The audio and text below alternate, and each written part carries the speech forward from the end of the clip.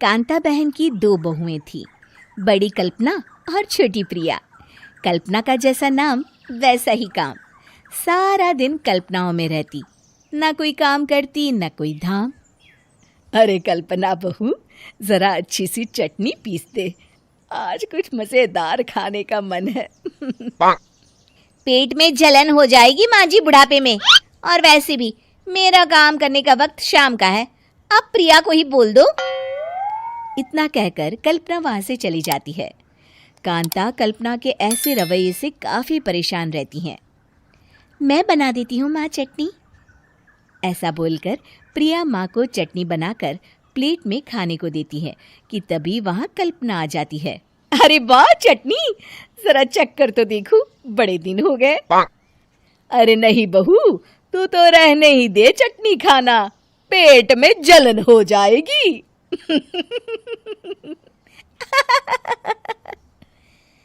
इतना कहकर कांता और प्रिया दोनों हंसने लगते हैं।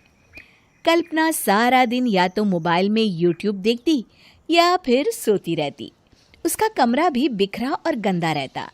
एक दिन कल्पना का पति अशोक उससे कहता है, अरे कल्पना, जानवर भी उस जगह को साफ कर लेता है जहां वो बैठता है, तुम तो इंसान हो, कैसे इतने गंदे कमरे में रह लेती हो? देखो सारा सामान यहाँ वहां बिखरा पड़ा है। ज्यादा अपनी माँ का बोल ना बोलो। हाँ, कमरा तुम्हारा भी तो है, गंदा लग रहा है तो साफ कर लो। पता नहीं तुम्हारे साथ मैं कैसे जिंदगी बिताऊंगा। इतना कहकर अशोक वहां से चला जाता है। कल्पना बस खाना खाने कमरे से बाहर आती और फिर से कमरे में चली जाती। इससे कांता बहन काफी परेशान रहती। एक दिन प्रिया कांता से कहती है, माँ, मैं सारा दिन काम करके थक जाती हूँ, आप कल्पना दीदी से कहिए ना कि सुबह और शाम का काम बांट ले। मैं तो अब सिर्फ एक वक्त का ही काम करूँगी। हाँ। अरे तू वो भी ना करना, एक बहू तो काम चोर थी ही, दूसरी भी आ गई काम ना करने के बहाने लेकर। तभी वहां प्रिया का पति रमेश आ जाता है। माँ, मैं देख रहा हूँ भाभी कोई काम नहीं करती, प्रिया सारा दिन घर और रसोई का काम करती है, अब कुछ करो ना माँ। कांता मन में कुछ सोचती है और कल्पना के पास जाती है। कल्पना फोन पर मेकअप करना देख रही होती है। कल्पना, तुम सारा दिन बस मोबाइल देखती हो, घर का कोई काम भी कर लिया करो। प्रिया सारा दिन काम करके थक जाती है। आज से मैंने फैसला किया है, एक वक्त का काम तुम करोगी, सुबह का खाना तुम बनाओगी और रात का प्रिया। आप लोगों ने काम को हव्वा बना रखा है। अरे पता नहीं थोड़ा सा ज्यादा काम करने में आप लोग घबरा क्यों जाते हैं। और हाँ, बहुत ज्यादा प्रिया की तारीफ मत करिए मेरे सामने, बड़ी बहू तो मैं ही रहूंगी। मैं कुछ नहीं जानती, कल सुबह मुझे वक्त से खाना चाहिए, रसोई में आ जाना, वरना कल से तुझे खाना नहीं मिलेगा। अगली सुबह कल्पना रसोई में नहीं आती है। वो देर से सोकर उठती है और बाहर आकर कहती है, अरे भूख लगी है, आज खाने में क्या है?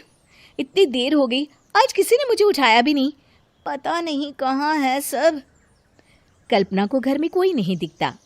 वो रसोई की तरफ जाती है जहां बड़ा सा ताला लगा होता है।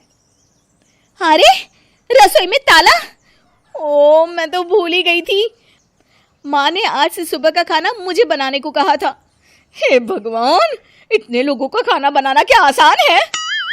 तभी घर के सारे सदस्य बाहर से वापस आते हैं। वाह माँ जी, मजा आ गया छोले भटूरे खाकर।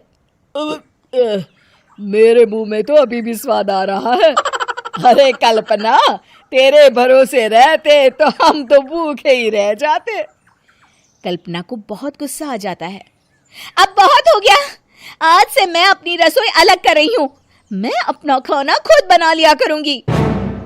कल्पना अपनी रसोई अलग कर लेती है, पर आए दिन उसका देर से उठना और काम न करने की आदत से वो भूखी ही रह जाती थी।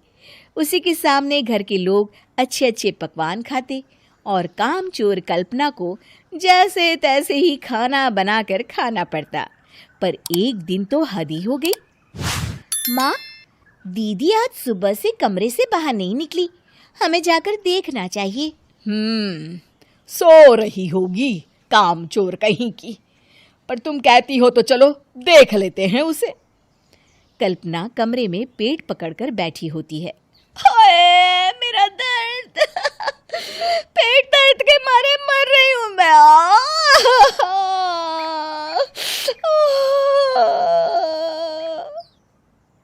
अरे दीदी क्या हुआ, पेट में दर्द क्यों हो रहा है? डॉक्टर को दिखाया आपने?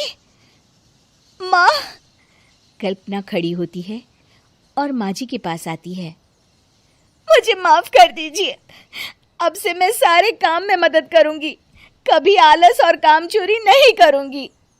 हाँ वो तो ठीक है, लेकिन अचानक क्या हो गया जो तू काम करने को तैयार हो गई? कामचोर कल्पना। माँ, लगातार बासी और उल्टा पुल्टा खाना खाने के कारण मेरे पेट में इन्फेक्शन हो गया है। काम न करना पड़े इसलिए मैं 2 दिन का खाना एक दिन ही बना लेती थी। बासी और खराब खाना खाने के कारण लेने के देने पड़ गए। पेट में दर्द हो रहा है। चलो अच्छा हुआ, देर आए दुरुस्त आए।